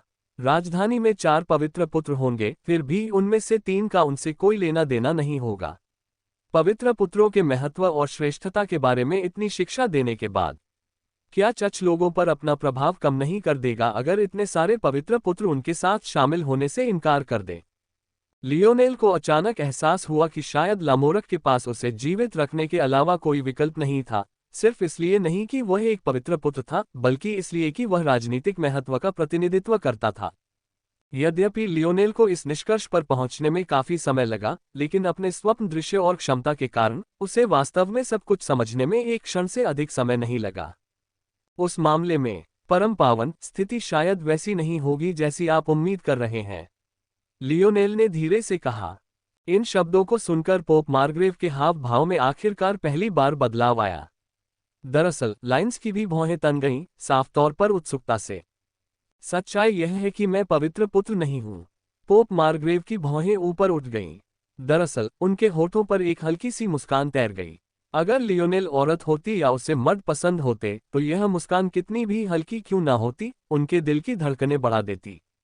मुझे यकीन नहीं है कि क्या हुआ, लेकिन मैगस एलियाड से शायद कोई गलती हुई होगी। मैंने हाल ही में अपनी आत्मीयता का परीक्षण कराया था और नतीजा यह निकला कि मैं एक पृथ्वी तत्व का बच्चा हूं। मार्ग्रेव की अभिव्यक्ति एक बार फिर बदल गई। ओह, उसने धीरे से कहा। लियोनेल को तब समझ आया कि जानकारी अभी तक फैली नहीं है। लेकिन ये बात तो सही थी। लियोनेल के प्रवेश के समय मैजिक आर्ट टॉवर में जो भी मौजूद रहा होगा, वह निश्चित रूप से असाधारण रूप से उच्च पद का था। न केवल वे लियोनेल की स्थिति के महत्व को समझते होंगे, बल्कि शुरुआत में गपशप करने की संभावना भी कम थी। ये बात तो समझ में आती थी कि जब तक मामला शांत नहीं हो जाता, तब तक वे चुप रहना ही पसंद करेंगे। लियोनेल ने हल्के से मुस्कुराया और अपना आत्मिक दबाव छोड़ दिया। सिंहासन कक्ष में तेज हवा बह रही थी। एक पल के लिए ऐसा लगा जैसे लियोनेल दुनिया का केंद्र हो, किसी प्रचंड तूफान के केंद्र में खड़ा हो। इस समय लाइन्स और पोप, यहां तक कि बगल में खड़े योद्धाओं के चेहरे पर भी भाव बदल गए। लियोनेल का आत्मिक दबाव इतना शक्तिशाली कैसे था? इस दिशा में लियोनेल ज्यादा कुछ नहीं कर सका। वह पहले से ही खुद को रोक रहा था। वह पिछले कुछ हफ्तों से अपने आत्मिक दबाव को पूरी लगन से क्रिस्टलाइज कर रहा था। यह उसके रोके रखने का ही नतीजा था। उसका आत्मिक दबाव तो इस दुनिया के दबावों से कहीं ज्यादा था। उसे रोकने वाली एकमात्र चीज थी उसका निम्न स्तर का बल। पलक झपकते ही लियोनेल के सामने एक साधारण मिट्टी का तीर बन गया। ये सिर्फ एक 2 सितारा प्रशिक्षु कला थी। लियोनेल चाहता तो पल भर में ऐसे कई दर्जन तीर बना सकता था। हालांकि कमरे में मौजूद 2 जादूगर अभी भी उसकी गति से हैरान थे। एक कदम आगे, गति अभी भी स्वीकार्य थी, लेकिन उन्हें लियोनेल के अर्थेन एरो पर धातुई चमक स्वीकार करने में मुश्किल हुई। ये बिल्कुल स्पष्ट था कि वह न केवल एक अर्थ चाइल्ड था, बल्कि एक प्रकार का था, और वह भी एक बहुत ही शक्तिशाली प्रकार का। हालांकि लियोनेल ने ये सब सिर्फ दिखावे के लिए नहीं किया था। उसका मकसद बिल्कुल साफ था। जैसा कि आप देख सकते हैं, परम पावन, मुझे लगता है कि कोई ना कोई गलती जरूर हुई होगी। मैंने लाइट एलिमेंटल आर्ट सीखने की कोशिश की थी, लेकिन मैं उसमें ज्यादा अच्छा नहीं था। दरअसल 1 स्टार अप्रेंटिस लाइट आर्ट सीखने में मुझे कई मिनट लगते हैं। युद्ध में इसका इस्तेमाल करना मेरे लिए नामुमकिन होगा। पोप की आंखें सिकुड़ गईं और कमरा एक बार फिर शांत हो गया। सन्नाटा घुटन भरा था, यहां तक कि सरदारों में भी अब लियोनेल पर दबाव बनाने की हिम्मत नहीं बची थी। वे सब बस पोप मार्ग्रेव के जवाब का इंतजार कर रहे थे। उद्धरण चिन्ह ... तुम बहुत बुद्धिमान लड़के हो, पोप मार्ग्रेव ने अंततः कहा। मार्ग्रेव के चेहरे पर ऐसा भाव था जैसे, मैं जानता हूं कि आप बकवास कर रहे हैं, लेकिन मुझे ये पसंद है। जब आत्मा का दबाव एक निश्चित स्तर तक पहुंच जाता है, तो वह कई तत्वों का निर्माण करने में सक्षम हो जाता है। बेशक ये जिस कुशलता से किया जाता है वह किसी के मुख्य तत्व की तुलना में बहुत कम होती है, लेकिन फिर भी ये सच है। मार्ग्रेव कैसे मान सकते थे कि लियोनेल को 1 मिनट में एक स्टार अप्रेंटिस आर्ट बनाने में 1 मिनट लग गया? ये तो बकवास ही था। लेकिन इस तथ्य के बावजूद कि यह बकवास था, ये बकवास था जिसे पोप पसंद करते थे। जब तक लियोनेल इस तरह बुद्धिमान बने रहेंगे, उनके बीच कोई समस्या नहीं होगी। कैमलॉट सचमुच धन्य है कि उसे एक और बच्चा मिला है, और वह भी इतना शक्तिशाली। ये सीट आज बस भावी पीढ़ी को देखना चाहती थी। अब जब मैंने देख लिया है, तो ये सचमुच वैसा ही है जैसा पुराने लोग कहते हैं। युवा अंततः हम सभी से आगे निकल जाएंगे। पोप मार्ग्रेव ने लियोनेल को गहरी नजर से देखा। फिर उन्होंने हाथ हिलाया और उनकी आंखें फिर से आधी बंद हो गईं। एक परिचित योद्धा दीवार के पास से अपनी स्थिति से अलग हो गया तथा लियोनेल और लाइन्स को बाहर ले गया। लियोनेल की आंखें सिकुड़ गईं जब पीछे से बड़े दोहरे दरवाजे बंद हो गए, जिससे उन चकाचौंध करने वाली रोशनियों का मार्ग अवरुद्ध हो गया। कितना चालाक आदमी है! राहत की सांस लेना तो दूर की बात है, लियोनेल कई स्तर पर अधिक सतर्क था। हालांकि उसने खुद को रोक रखा था, लेकिन उसने बिना वजह अपने आत्मिक दबाव को उजागर नहीं किया था। इस दुनिया में लियोनेल ने सीख लिया था कि कभी कभी तर्क किसी की ताकत से ज्यादा महत्वपूर्ण नहीं होता। लियोनेल द्वारा अपनी शक्ति उजागर करने के बाद ही मार्ग्रेव का उसके प्रति व्यवहार वास्तव में बदला। अगर वह अब जितना शक्तिशाली नहीं होता, तो कोई नहीं कह सकता था कि पोप मार्ग्रेव उसके तर्कों को स्वीकार करते या नहीं। लियोनेल ने अपने मन में एक बात सोची, हो सकता है कि इस जगह पर मोड्रेड ही उसका अकेला दुश्मन न हो। अल्पविराम, आप उन्हें जानते हैं? लियोनेल के जाने के कुछ ही देर बाद मार्ग्रेव अचानक हवा में बोल पड़ा। पलाडेंस ने कोई प्रतिक्रिया नहीं दी, लेकिन लिटिल नाना इस तरह के सवालों से थोड़ा घबरा गया। नहीं नहीं, नाना ने तुरंत जवाब दिया। उसे इस बात की कोई चिंता नहीं थी कि उसका घबराया हुआ चेहरा कुछ जाहिर कर देगा। आखिरकार यही उसकी सामान्य स्थिति थी। इसके अलावा लियोनेल ने प्रतिक्रिया देने से पहले उसकी तरफ देखा था, इसलिए कहा जा सकता था कि लियोनेल द्वारा अचानक दिए गए ध्यान से वह बस चौंक गई थी। क्या ऐसा है? मार्ग्रेव ने काफी देर तक कुछ नहीं कहा, फिर बोलना जारी रखा। लगता है ये लड़का बहुत कामुक है। इसका इस्तेमाल किया जा सकता है। नाना शर्म से लाल हो गए। मार्ग्रेव हंसी। चिंता मत करो, तुम मेरी अनमोल पवित्र बेटियों में से एक हो और ईश्वर ने तुम्हें स्वर्ग से मिली एक क्षमता प्रदान की है। मैं तुम्हें इतना नीच काम कैसे सौंप सकती हूँ? तुम्हें ईश्वर की निगरानी में पवित्र रहना होगा। बेशक इस काम को करने के लिए और भी लोग होंगे। ये कहने के बाद मार्ग्रेव ने फिर कुछ नहीं कहा। यदि लियोनेल यहाँ होता तो शायद वह अपना क्रोध और अधिक नहीं रोक पाता। नाना जैसी युवा लड़की के लिए इस दुनिया में शादी करना और यहाँ तक कि बच्चे पैदा करना सामान्य बात हो सकती है, लेकिन लियोनेल के मन में उस छोटी लड़की के बारे में ऐसा कोई विचार नहीं था। तारांकन, तो मिशन शाम को शुरू होगा, क्या आप तैयार होंगे? चर्च से निकलने के बाद लियोनस ने ऐसा दिखावा किया जैसे कुछ हुआ ही ना हो और एक बार फिर से लियोनेल से मिशन के बारे में बात करने लगा। लियोनेल ने उसे तिरछी नजर से देखा। इस राजकुमार ने चर्च की इस यात्रा का जिक्र ऐसे किया जैसे कोई और दिन हो। दरअसल जिस तरह से उसने शुरू में इसके बारे में बात की, उससे ऐसा लग रहा था जैसे इसका उसके मिशन से कुछ लेना देना हो। इतना ही नहीं, उसने ये भी जाहिर किया कि उसका चर्च से कुछ लेना देना है। यदि लियोनेल को सही याद है तो लियोनस ने इस यात्रा के बारे में ऐसे बात की थी जैसे कि यह कोई पवित्र पुत्र करता है, जबकि स्पष्ट रूप से ऐसा नहीं था। लियोनेल की निगाहों के नीचे लियोनस बेशर्मी से मुस्कुराया। वह साफ साफ कह रहा था कि वह अपने पिछले कामों की कोई जिम्मेदारी नहीं लेता। आप बहुत अच्छे हैं, महाराज, लियोनेल ने व्यंग्यात्मक लहजे में कहा। लियोनस ने हंसते हुए कहा, मुझे समझ नहीं आ रहा कि तुम्हारा क्या मतलब है, लियोनेल। लियोनेल ने बुदबुदाया, लेकिन इसके अलावा कुछ नहीं कहा। यह सच था कि अगर राजकुमार ने कुछ कहा भी होता तो भी कोई मदद नहीं मिलती। हालांकि यह जानना अच्छा होता, लेकिन ये राजकुमार द्वारा लियोनेल के लिए कोई फैसला लेने जैसा भी होता। इस क्रम से पूरी तरह दूर रहकर लियोनस न केवल ये समझने में सक्षम हुआ कि लियोनेल की निष्ठा कहाँ है, बल्कि वह लियोनेल का परीक्षण करने में भी सक्षम हुआ। हालांकि उसने कभी नहीं सोचा था कि लियोनेल इतना सक्षम होगा। इस स्थिति का इससे बेहतर समाधान तो वह भी नहीं सोच सकता था। लियोनेल ने अपना सिर हिलाया और इसे भूलने का फैसला किया। यह मिशन किस बारे में है? यह प्रश्न सुनकर लाइन्स अंततः गंभीर हो गया। यह एक सीमा मिशन है। यह देखकर कि लियोनेल की कोई खास प्रतिक्रिया नहीं हुई, लियोनस ने लगभग अपना माथा पीट लिया। वह भूल गया था कि लियोनेल पहले कभी किसी मिशन पर नहीं गया था, तो उसे कैसे पता था कि बॉर्डर मिशन, ये दो शब्द कितने निंदनीय हैं। लाइन्स ने आह भरी और समझाना शुरू किया। कैमलॉट में एक सुरक्षा वलय प्रणाली है। सबसे सुरक्षित स्थान राज्य का मध्य भाग है। ये कैमलॉट और उसके आसपास के 100 मील के दायरे को घेरता है। उसके आगे पीला मिशन वलय है। ये 100 से 500 मील के दायरे को घेरे हुए है। आमतौर पर ये मिशन प्रशिक्षु जादूगरों द्वारा लिए जाते हैं। वे छोटे जानवरों के झुंड, डाकुओं, छोटे विद्रोहियों वगैरह से निपटते हैं। पीले मिशन रिंग के पार लाल मिशन रिंग है।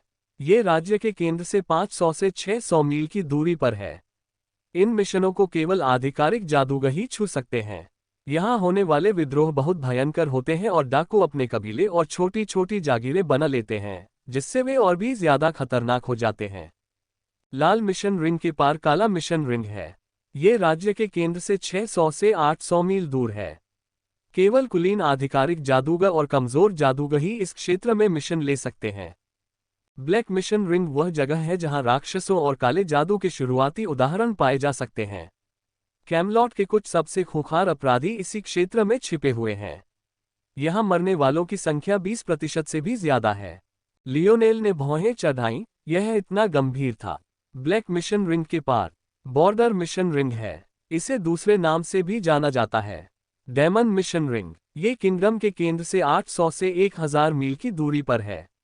यह क्षेत्र कैमलॉट और डेमन किंगडम के बीच की निर्जन भूमि है। वहां हमारे और मोड्रेड की डेमन सेना के बीच लगातार झड़पें होती रहती हैं। यही हमारा मिशन है। लियोनेल ने ठंडी सांस ली, लेकिन वह जानता था कि उसे जाना होगा। वह जानता था कि साइड मिशन निरर्थक नहीं थे। यह एक जोन था, ना एक वीडियो गेम। चूंकि साइड मिशन होते थे, इसलिए उनका एक उद्देश्य था। वे मुख्य मिशन को पूरा करने के लिए एक मार्गदर्शक की तरह काम करते थे। चूंकि वह डायमंड मिशन रिंग में जा रहा था, इसलिए ये देखने का अच्छा मौका था कि वह मोड्रिड को एक ही झटके में मार सकता है या नहीं। लियोनेल ने फिर से अपने दुखते नितंबों को छुआ। वह गिनती भूल चुका था कि उसने कितनी बार ऐसा किया था, लेकिन बेचैनी अभी भी कम नहीं हुई थी। लियोनेल को दोबारा ऐसा करते देख लियोनस हंसी रोक नहीं पाया। हालांकि उसने जल्दी से इसे छिपाने की कोशिश की, लेकिन लियोनेल अपनी तेज इंद्रियों के कारण ऐसी कोई बात नजरअंदाज नहीं कर सकता था। वह बस क्राउन प्रिंस की तरफ एक तीखी नजर डाल सकता था। दुर्भाग्यवश इस तीखी निगाह ने लाइन्स की रोकी हुई हंसी को प्रचंड ज्वार की तरह फूट पड़ने पर मजबूर कर दिया। यदि अन्य लोगों को पता चले कि महान अर्थेन चाइल्ड लियोनेल कुछ घंटों तक घोड़े की सवारी नहीं कर सकते, तो उनकी क्या प्रतिक्रिया होगी। लियोनस की हंसी जारी रही, मानो वह लियोनेल की तीखी निगाहों को महसूस ही न कर सका हो। लियोनेल, लियोनस और अभियान दल के बाकी सदस्यों को सीमा क्षेत्र की ओर निकले हुए कुछ दिन हो चुके थे। लियोनेल को अभी भी याद था कि जब उसने कैमलॉट द्वारा बनाए गए टेलीपोर्टेशन अरेज देखे थे तो उसे कितना सदमा लगा था। लेकिन एक पल बाद इसे स्वीकार करना अपेक्षाकृत आसान हो गया। आखिरकार, अगर टियर 9 का काला खजाना आयना को एक नई दुनिया में ले जाने में सक्षम एक ताबीज प्रदान कर सकता है, तो ये बहुत चौंकाने वाली बात नहीं थी कि कई मैगी वाली एक दुनिया में टेलीपोर्ट करने के तरीके मिल सकते हैं। शुरुआती सदमे से उबरने के बाद लियोनेल खुद पर हंसा। उसने मैजिक आर्ट टॉवर में सभी जादूगरी कलाएं देखी थीं। उनमें से कुछ में ऐसी क्षमताएं थीं जिनकी कल्पना वह सामान्य इंसान होने पर भी नहीं कर सकता था। टेलीपोर्टेशन जैसी चीज इतनी आश्चर्यजनक नहीं होनी चाहिए थी। दुर्भाग्यवश टेलीपोर्टेशन चैनलों के अस्तित्व के बावजूद लियोनेल को पिछले कुछ दिनों में घोड़े की सवारी करनी पड़ी। सुरक्षा कारणों से लाल मिशन रिंग के बाद कैमलॉट और कैमलॉट से आने जाने वाले टेलीपोर्टेशन चैनल बार बार दिखाई देना बंद हो गए और ब्लैक मिशन रिंग के भीतर भी बहुत कम थे। सीमा क्षेत्र में तो कोई भी नहीं था। इसलिए आखिरी चैनल पर पहुंचने के बाद लियोनेल, लाइन्स और बाकी समूह को घोड़े से यात्रा करनी पड़ी। लेकिन लियोनेल ने अपनी जिंदगी में पहले कभी घोड़े को छुआ तक नहीं था। दरअसल उसे याद ही नहीं कि वह कभी किसी घोड़े के पास गया हो। घंटों तक उस पर असहजता से सवारी करना तो दूर की बात है। सच तो यह है कि लियोनेल दर्द से राहत पाने के लिए बस एक साधारण उपचार मंत्र का इस्तेमाल कर सकता था, लेकिन पोप से बातचीत के बाद वह अब सार्वजनिक रूप से लाइट एलिमेंटल जादू का इस्तेमाल करने की हिम्मत नहीं कर पाया। और ऐसा लग रहा था कि लियोनस उसकी मदद करने के बजाय उस पर हंसने में इतना व्यस्त था। बाकी दस्ते ने भी इसे काफी सहजता से लिया। सीमा क्षेत्र मिशन के दौरान हंसी मजाक होना दुर्लभ था, इसलिए लियोनेल को मजाक का पात्र बनाने के बाद वे थोड़ा निश्चिंत महसूस कर रहे थे। लाइन्स मन ही मन मुस्कुराया। कितना दिलचस्प आदमी है। मुझे पता है कि वो इतनी आसानी से शर्मिंदा नहीं होता। बस यही वजह है कि वो तनाव कम करने के लिए जानबूझकर मजाक का पात्र बन रहा है। लियोनस को लियोनेल का विश्लेषण करना एक दिलचस्प किरदार लगा। जब भी उसे लगता कि वह उसे समझ गया है, चीजें उसकी उम्मीद से बिल्कुल अलग होती। लियोनेल में कई परतें थीं जिन्हें उजागर करना बेहद मुश्किल था। इस बार टीम में 5 सदस्य थे, जिनमें लियोनस और लियोनेल शामिल थे। उनके अलावा 3 लियोनेल भी थे, मैरी, थेबुल और अंत में एलिस। उन सबको देखने के बाद ही लियोनेल को उनके वस्त्रों में कढ़ाई न होने का असली कारण समझ आया। युद्ध के मैदानों में अक्सर आने वाले जादूगर और मागी दुश्मन को अपने बारे में जरूरत से ज्यादा जानकारी नहीं देते थे। दरअसल लियोनेल को एहसास हुआ कि उनके वस्त्र शायद उनके असली स्तर को भी नहीं दर्शाते। इस कारण से लियोनेल ने भी बिना किसी कढ़ाई के सादे नीले वस्त्र पहने और वह उस दुनिया के बारे में थोड़ा और समझ पाया जिसमें वह था। अचानक हंसी का माहौल गंभीर हो गया। इस दस्ते के नेता लाइन्स को कुछ कहने की जरूरत ही नहीं पड़ी। वे अपने सामने फैली जमीन से देख सकते थे कि वे यहीं हैं। विभाजन रेखा इतनी स्पष्ट थी कि वह लगभग अवास्तविक लग रही थी। एक तरफ हरी घास के पत्ते थे, हालांकि ये पत्ते स्वस्थ नहीं थे और कई जगहों पर भूरे भी पड़ गए थे, फिर भी अंततः वे घास के पत्ते ही थे। लेकिन दूसरी तरफ सिर्फ धूसर फटी हुई जमीन थी। बीच बीच में कुछ कुछ वनस्पति के टुकड़े दिखाई देते, लेकिन वे सब खरपतवार जैसे लगते और इतने गहरे काले रंग के थे कि उन्हें किसी भी तरह का पौधा कहना नामुमकिन था। इस साफ रेखा के पार की दुनिया कोहरे की एक पतली चादर से ढकी हुई थी। दूर दूर तक तीक्ष्ण पर्वत श्रृंखलाएं ऊपर काले बादलों को चीरती हुई दिखाई दे रही थीं। धूसर जमीन पर लगातार हल्की हल्की बूंदाबांदी हो रही थी, फिर भी उसकी मिट्टी वैसी ही सूखी थी। दरअसल बारिश में एक अजीब सी गंध थी जिसने लियोनेल की नाक सिकोड़ दी। यह अम्लीय है। लियोनेल की भौहें गहरी हो गईं। लियोनेल, तुम अग्रिम पंक्ति में रहो। मैरी, थेबुल, उसकी बगल की रक्षा करो और हमारी टुकड़ी के दोनों ओर रहो। एलिस, पीछे रहो। लियोनेल ने सिर हिलाया। उसकी व्यवस्था बिल्कुल सही थी। चूंकि लियोनेल एक अर्थ मैच था, इसलिए उसके लिए अग्रिम पंक्ति में रहना उचित ही था। उसकी सुरक्षा और भीड़ नियंत्रण क्षमताएं सर्वोच्च थीं। इसके अलावा उसका स्पिरिट प्रेशर भी सर्वोच्च था, इसलिए वह आगे की टोह भी ले सकता था। लाइन्स उनका मुख्य उपचारक था, इसलिए उसे मध्य में संरक्षित किया जाना चाहिए। एलिस एक मानसिक जादूगरनी थी, इसलिए उसकी आक्रमण शक्ति सबसे कम थी। पीछे से लड़ने से उसे अपनी तीक्ष्ण इंद्रियों का इस्तेमाल करने का मौका मिला ताकि वे दब न जाएं। साथ ही उसे अपने गुरु जादूगर एलियाड की तरह मानसिक हमले शुरू करने के लिए जरूरी समय भी मिला। मैरी एक लकड़ी की जादूगरनी थी, जबकि थेबुल एक पवन जादूगर था। हालांकि उनकी योग्यताएं उन्हें विशेष आवंटन की अनुमति नहीं देती थीं, फिर भी उन्हें रखने के लिए ये सबसे अच्छी जगह थी। लियोनेल ने एक गहरी सांस ली और एकाग्र अवस्था में आ गया। उसकी आभा में बदलाव को महसूस करते हुए उसके साथियों के हाव भाव बदल गए। उन्हें सांस लेने में थोड़ी मुश्किल महसूस हुई, लेकिन जब उन्हें एहसास हुआ कि आभा उनकी ओर नहीं है, तो उन्होंने राहत की सांस भी ली। लियोनस की आंखें थोड़ी सिकुड़ गईं, लियोनेल की पीठ को देखते हुए। वह ये जानबूझकर नहीं कर रहा है। आपके पास कितने रहस्य हैं? लियोनेल ने एक कदम आगे बढ़ाया और इस दुनिया के दो विशालकाय देशों की सीमा से लगे धूसर भूभाग में प्रवेश किया। उसके शरीर में तुरंत एक बेचैनी सी छा गई। यह मांसपेशियों में दर्द या हल्की सर्दी जुकाम जैसा था। हालांकि यह ज्यादा गंभीर नहीं था, फिर भी इसने लियोनेल को और भी गंभीर बना दिया।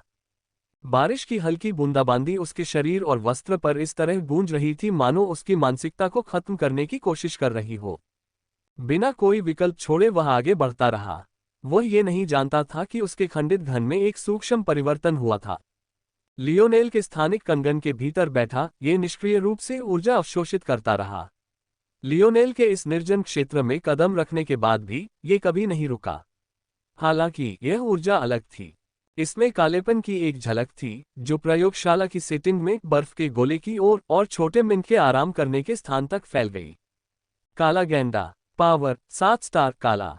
शक्ति 8 स्टार काला। गति 5 स्टार काला। चपलता 4 स्टार काला। समन्वय 7 स्टार काला। सहन शक्ति 8 स्टार काला। प्रतिक्रिया 6 स्टार काला। रक्षा लगभग 9 स्टार काला। आत्मा 1 स्टार काला। बल 1 स्टार काला। पावर स्केल सटीकता 97%। लियोनेल की नजरें चमक उठीं। 3 मीटर लंबा जानवर सामने खड़ा होने के बावजूद उसने कोई प्रतिक्रिया नहीं दी। कीचड़ का गड्ढा। लियोनेल ने हाथ बढ़ाया। काला गेंडा जब तेजी से आगे बढ़ा तो जमीन कांप उठी और हिल गई। पलक झपकते ही वह 100 मीटर के दायरे में आ गया। जैसे ही वह अपने अगले पैरों को नीचे दबाने ही वाला था, अचानक उसे लगा कि उसका पैर जमीन से फिसल गया है। ठोस जमीन पर गिरने के बजाय वह एक दलदल में धंस गया, जिससे उसका शरीर आगे की ओर उछल गया।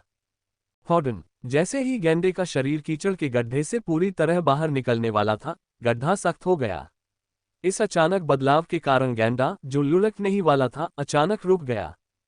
उस समय हड्डियों के टूटने की विभत्स आवाज गूंजी, जो काले गेंडे की दर्द भरी दहाड़ के आगे पूरी तरह दब गई।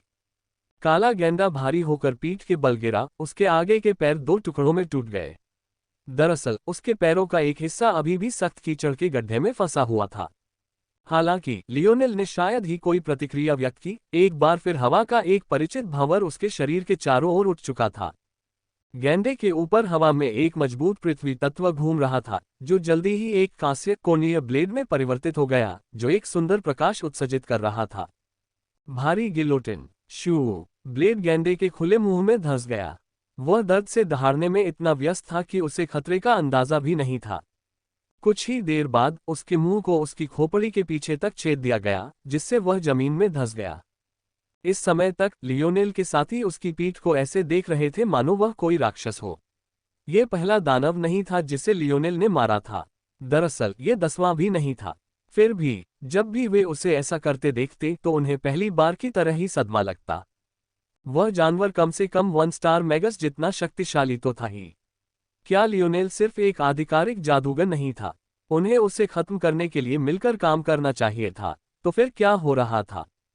यह पावर स्केलिंग सिस्टम ठीक है, लेकिन अभी भी परफेक्ट नहीं है। यह अब बहुत व्यापक हो गया है। इसमें कुछ बदलाव की जरूरत है। लियोनेल ने शांतिपूर्वक विश्लेषण किया। वह लड़ाई ज्यादा से ज्यादा 72% कारगर थी। अगर मैंने कोई अलग तरीका अपनाया होता तो उस लड़ाई को खत्म करना ज्यादा आसान होता। यदि मैंने मड पिट के कारण गेंडे के पलटने के तुरंत बाद ग्रेविटी वॉर्प का उपयोग किया होता तो मैं इसे अपने वजन के नीचे धकेलने के लिए अर्थेन स्पाइक का उपयोग कर सकता था। अर्थेन स्पाइक केवल एक 2 सितारा आधिकारिक कला है। इसे एक सितारा मैगस कला भारी गिलोटिन की तुलना में डालने में बहुत कम समय लगेगा, भले ही मुझे 3 सितारा आधिकारिक कला ग्रेविटी वॉर्प को ध्यान में रखना पड़े। लियोनेल को अपनी सहनशक्ति के इस्तेमाल की ज्यादा चिंता नहीं थी। असली 3 स्टार जादूगरों से भी तुलना करने पर भी उसकी सहनशक्ति उनकी कल्पना से कहीं ज्यादा थी।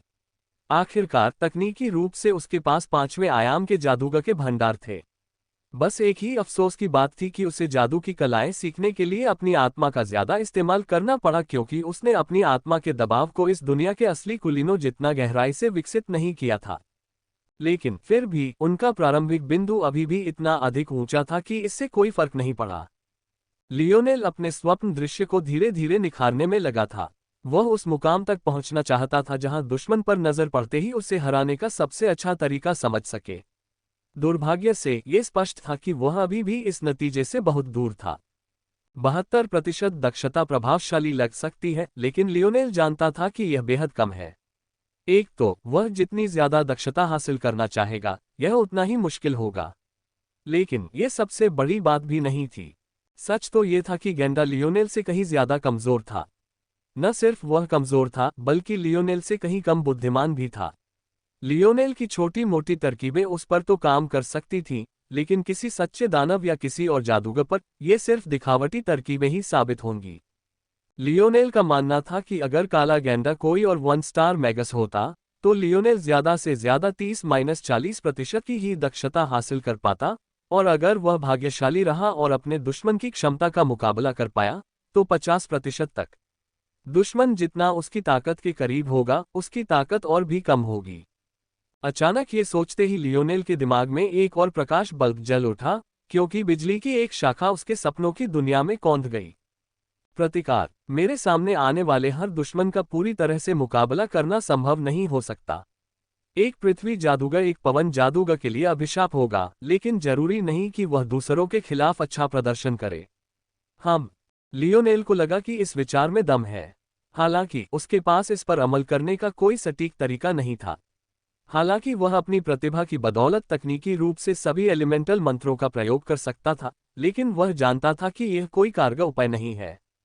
कैमलॉट की शक्ति प्रणाली उसके लिए केवल 3रे आयाम में ही उपयोगी होगी। 4थे आयाम में पहुंचते ही इसकी उपयोगिता समाप्त हो जाएगी। इसलिए यह समाधान केवल अल्पकालिक होगा। उसे कुछ बेहतर सोचने की जरूरत थी। लियोनेल, तुम एक राक्षस हो, क्या तुम ये जानते हो? थेबोल अचानक कुछ चिढ़कर बोला। पहले जानवर को मारने के बाद लियोनेल को जल्द ही एहसास हो जाएगा कि वह अपनी सहनशक्ति का इतना बेतहाशा इस्तेमाल नहीं कर सकता। लेकिन मौजूदा लियोनेल तो मानो अभी भी अपनी पहली लड़ाई में ही था। ये बेहद हास्यास्पद था। मूल रूप से वे लियोनेल के इस अभियान में शामिल होने के लिए 2 कारणों से सहमत थे। पहला, लियोनस ने उसकी सिफारिश की थी, और दूसरा, उन्होंने अफवाहें सुनी थी कि उसने राउंड टेबल के एक शूरवीर से युद्ध किया था और जीवित बच निकला था। उनके मन में, भले ही लियोनेल का जादू मानक के अनुरूप न हो, वह दूसरे तरीकों से इसकी भरपाई कर सकता है। लेकिन उन्होंने कभी नहीं सोचा था कि सिर्फ जादू की कला का इस्तेमाल करके भी वह इतना राक्षस बन जाएगा। ओह, लियोनेल को समझ नहीं आया कि इसका क्या जवाब दे। लियोनस और बाकी लोग उसकी प्रतिक्रिया देखकर हंस पड़े। उन्हें लगा था कि इन जमीनों में प्रवेश करने के बाद माहौल भारी हो जाएगा, लेकिन लियोनेल की वीरता ने उनके दिलों का बोझ हल्का कर दिया। ऐसा नहीं था कि वे जानवरों को नहीं हरा सकते थे, लियोनेल भी ऐसा ही कर सकता था। वे सभी जानते थे कि इन राक्षसों को आसानी से हराया जा सकता है। असली राक्षस कहीं ज्यादा शक्तिशाली और मानव जैसे थे, लेकिन लियोनेल ने उन सभी को अपनी सहन शक्ति बचाकर रखने और अपनी पूरी क्षमता बनाए रखने दिया। यह उनकी उम्मीद से कहीं बढ़कर था। ऐसा लगता है जैसे हम अपने गंतव्य पर पहुंच गए हैं, लियोनस ने कुछ आश्चर्य भरे स्वर में कहा। उसे लगा था कि इसमें लगभग 1 हफ्ता लगेगा, लेकिन ये तो सिर्फ 3रा दिन था। उसने लियोनेल की पीठ की ओर एक और गहरी नजर डाली। उसे एहसास था कि लियोनेल कभी कभी उनकी टुकड़ी को कुछ खास दिशाओं में मोड़ देता था, लेकिन उसने इस पर ज्यादा ध्यान नहीं दिया। लेकिन ऐसा लग रहा था कि लियोनेल आगे बढ़ने के साथ साथ उनके लिए खतरे से भी बच रहा था। वास्तव में एक राक्षस। आगे एक छोटा सा अस्थायी किला खड़ा था। उसके दरवाजे काली लकड़ी के बने थे और लगभग 3 मीटर ऊंचे थे। लकड़ी की दीवारों के ऊपर से झांककर दूर से ही कई ऊंचे तंबू दिखाई दे रहे थे। उनके और छोटे किले के बीच कई गश्ती टुकड़ियां खड़ी थीं। वे पहले ही कई चौकियों से गुजर चुके थे, इसलिए इस किले के कमांडर को उनके आगमन के लिए पहले से ही तैयार रहना चाहिए था। जैसी कि उम्मीद थी, उनके पहुंचने से पहले ही द्वार खुल गए और युद्ध के घोड़ों पर सवार शूरवीरों की एक छोटी सी टुकड़ी आगे बढ़ी। लियोनेल सिहर उठा, घोड़ों पर फिर से लानत है। जब लियोनेल अपने अतीत के आघात को याद कर रहा था, तो उसने ध्यान नहीं दिया कि लियोनेस ने उसके पीछे भौहें चढ़ानी शुरू कर दी थीं। कुछ गलत है।